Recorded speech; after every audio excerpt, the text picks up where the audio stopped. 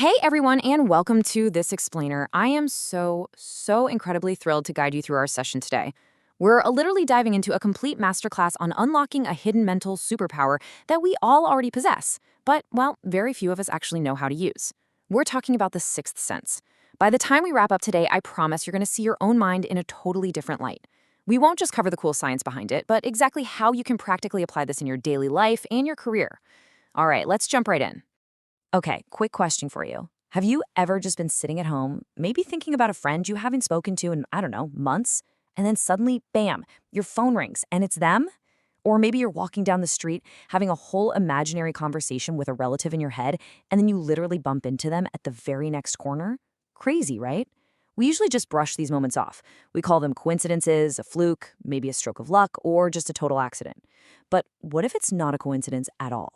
What if these weird, everyday mysteries are actually brief little glimpses into how our minds really work? Think of your life like a movie that's already been fully filmed. You might not know the suspenseful ending just yet, but the director definitely does. And your mind? It's just picking up on those upcoming scenes. So here's our agenda for today's masterclass. First, we'll go beyond luck and coincidence. Then we'll look at the antenna of the mind and break down left brain versus right brain. After that, we'll dive into intuitive business decisions, compare visualization versus imagination, and wrap it all up with tuning your sixth sense. All right, let's kick things off with Section 1, Beyond Luck and Coincidence. First things first, we need to bust some major myths right out of the gate. You know, when people hear the words sixth sense, they often get kind of spooked. They think it's black magic, or they assume it's this super rare, God-given gift that only a few special prophets, saints, or superheroes get to have. Other people just dismiss the whole shebang as an unscientific myth, purely because they can't put it in a test tube and measure it in a standard lab. But here is the absolute truth. The sixth sense is simply a natural, developable skill. Literally, every single normal human being has it, including you. It's just sitting dormant. And that's usually because of our own ignorance, maybe some fear, or honestly, just because we haven't actively tried to train it. It's exactly like a muscle you just haven't exercised yet. To really grasp our relationship with our senses, let's look at a pretty famous story from Indian mythology. So in the epic Mahabharata, there are these 5 famous brothers, the 5 Pandavas, and man, they get all the glory, the attention, the respect, but they actually had a 6th brother named Karna, born to the exact same mother. The catch? Karna was kept separate, he was ignored, and he was never really recognized as part of that main family. Now think about our physical senses: sight, hearing, smell, taste, and touch. They are exactly like those 5 Pandavas. We rely on them for everything to navigate our world. But our intuition, our sixth sense, that's Karna. It comes from the exact same human system. It belongs right alongside your physical senses, but we've just totally pushed it away and treated it like some weird outsider. Moving on to Section 2, the antenna of the mind. Okay. I want you to imagine the very room you're sitting in right now. Believe it or not, the air around you is absolutely packed with invisible waves. There are mobile phone frequencies bouncing around, FM radio waves playing top 40 hits, TV broadcasts, maybe even top secret encrypted defense messages passing right by your head. Now, you obviously can't see these waves. You can't hear them, taste them, or touch them. But does that mean they aren't there? Well, of course not. If you pull out your smartphone right now, you catch those mobile waves. Turn on a radio, you catch the music. If you had some highly specialized military receiver, you'd catch those defense messages. The signals are universally present. Whether you experience them or not depends entirely on one thing: whether you've turned on the right antenna. And guess what? Your sixth sense works exactly the same way. The universe is constantly broadcasting signals, hunches, little forewarnings. You just need to tune the antenna of your mind to actually receive them. So the really crucial point here is that we actually need a paradigm shift. We need a total rewrite of how we process reality. You see, in the material world, our golden rule is see it to believe it, right?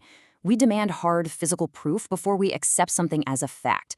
But even our own physical eyes trick us all the time. I mean, think of a mirage on a hot, sunny highway.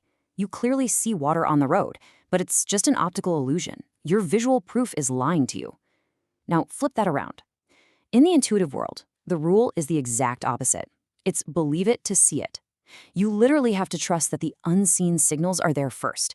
And only once you believe that and start tuning your mind will you actually start experiencing the undeniable proof in your own daily life.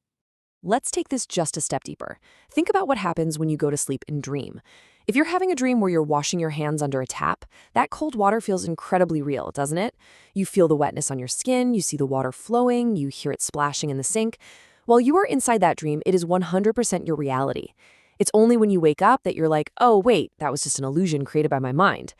Philosophers actually often call our current physical reality Maya, which translates to an illusion. So what if our physical waking world is really just one state of being? What if our intuitive signals are simply trying to show us a much broader, unseen reality that we just haven't quite woken up to yet? Which brings us to section 3, left brain versus right brain.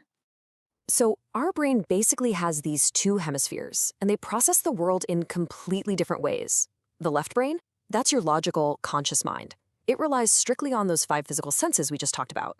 It's the part of you that does math, calculates that 2 + 2 = 4, and keeps track of your rigid daily routines. And let's be honest, modern society absolutely loves the left brain. We reward it heavily in schools and corporate offices. But then we have the right brain hemisphere. This is the home of your dreams, your creativity, your artistic abilities, those sudden brilliant aha moments, and yes, your sixth sense. This is the side that gives you that weird gut feeling or that sudden advanced warning. But sadly, most of us rely way too much on our left brain, and we completely neglect the massive, untapped superpower sitting right there in our right brain. Just consider this thought from arguably the absolute greatest scientific mind of the 20th century, Albert Einstein. He said, "The intuitive mind is a sacred gift, and the rational mind is a faithful servant. We have created a society that honors the servant and has forgotten the gift." I mean, think about how profound that is for a second. Even the guy who literally revolutionized physics with impossibly complex mathematics openly acknowledged that his logical, calculating left brain was really just a servant. The real genius, the actual sacred gift that brought him his massive breakthroughs, was his intuition. In fact, Einstein actually had this fascinating little secret method for getting his breakthrough discoveries. He wouldn't just grind away logically at a chalkboard for hours on end like you might think. Nope. During his really intense experiments, he would purposefully take these short, 5-minute naps right there in his laboratory. And why did he do that? Because he realized that his conscious, logical left brain could only take him so far before it just hit a brick wall. So, by taking a quick nap, he would enter that really cool twilight state right between being awake and asleep. He let his hyperactive, calculating left brain take a break, which allowed his intuitive right brain to totally take over and scan for answers. And he noted that the final, most elegant solutions to his biggest formulas almost always came to him during those brief little moments of rest, not when he was wide awake doing logical calculations. All right, section 4, intuitive business decisions. Okay, so how do we actually apply Einstein's secret in the modern workplace? Let's dive into a real-world business lesson. Imagine you're a professional and you receive 2 identical job offers, Company A and Company B. Both offer the exact same salary, the exact same title, and looking at them on paper, they both seem highly financially stable. Here's the challenge. Your logical left brain looks at the spreadsheets and goes, well, it's a total tie. The data is identical. So what do? Just flip a coin? No way. This is where truly exceptional leaders and managers learn to use their intuition as a highly advanced data processing tool. You just calm your mind, ask yourself which path actually feels right, and listen for that inner voice. That completely unexplainable flutter in your stomach. Let's say your gut is screaming, Company A, even though you have absolutely zero logical reason to pick it over B. You decide to trust it. You join Company A. 5 years later, the outcome is crystal clear. You read in the news that Company B completely went bankrupt due to some massive hidden scandal, or they had to do huge layoffs. Your conscious mind didn't have that data back then, but your tuned-in sixth sense, it predicted the reality. Let me share a super interesting real-world case study from our source material. This was about a really high-stakes business trip to Nashik, India. The host was facing a pretty unique challenge. They were traveling in the back seat of a car, heading to a crucial business negotiation with someone they had never met, never spoken to, and hadn't even seen a photograph of. The total unknown. Now, 2 hours before the meeting, instead of sitting there nervously reviewing notes, the host made a conscious decision. They closed their eyes and intentionally went into a deeply relaxed, meditative mental state. 1 hour before arriving, an image clearly popped into their mind's eye. They literally visualized this unknown boss's exact face, their height, the specific layout of the room, and even the positive outcome of the negotiation. When they finally rolled into the office in Nashik, the outcome was mind-blowing. It was a 100% perfect match. The person looked exactly as they had visualized, and the meeting wrapped up exactly as they'd foreseen. Their mind had essentially scouted ahead to gather the data for them. And just to prove to you that this wasn't some random one-off fluke, here's a second career case study.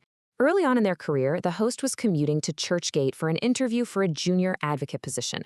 Again, they were facing the unknown. They'd never set foot in this particular law office before. But minutes before arriving, they purposely tuned their mental antenna. They intuitively pictured the exact layout of the senior lawyer's cabin, the specific color of the chairs, and even the face of the boss who'd be conducting the interview. And guess what? When they walked through the door, the decision to trust their mind's eye absolutely paid off. It was like walking right onto a movie set they had already designed in their head. The lesson here for any student or professional is just massive. Tuning your mental antenna gives you a profound, distinct advantage in any professional or career setting, mainly because it just completely destroys the fear of the unknown.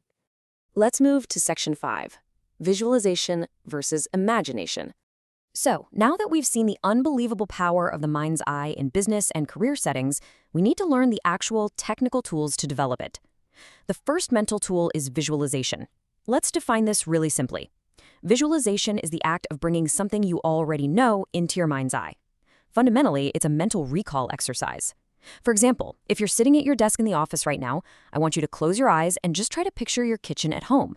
You already know exactly where the fridge is, right? You know what color the countertops are, where the sink is. You are actively reconstructing a known physical reality right inside your brain. That is visualization. And practicing it strengthens that super important connection between your conscious and subconscious mind. Now contrast that with the second mental tool, imagination. Imagination is the act of picturing something completely unknown to you. Let's say I ask you to close your eyes and mentally walk on the surface of the planet Venus. Well, you've never been to Venus. You have no idea if the ground is super rocky, if it's freezing cold, boiling hot, or covered in deep craters. But the very second I say it, your mind immediately goes to work creating an environment. It starts pulling together all these sensory details to build a vivid world that you have never actually experienced. Both visualization of the known and imagination of the unknown are incredibly crucial everyday exercises.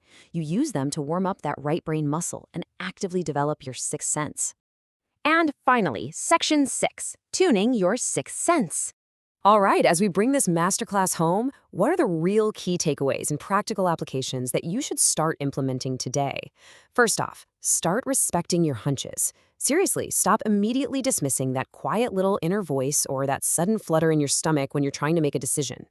Second, acknowledge that just because traditional science hasn't perfectly mapped out the mechanics of intuition yet, that doesn't mean it's fake. I mean, undiscovered science is still science. Think about gravity before Isaac Newton came along.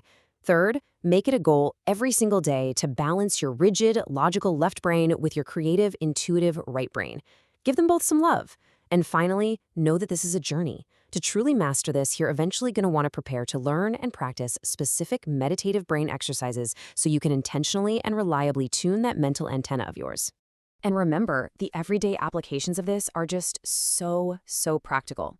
Our source ghost noted how they would always intuitively know exactly what time they'd arrive at a destination, like down to the exact minute, totally regardless of traffic.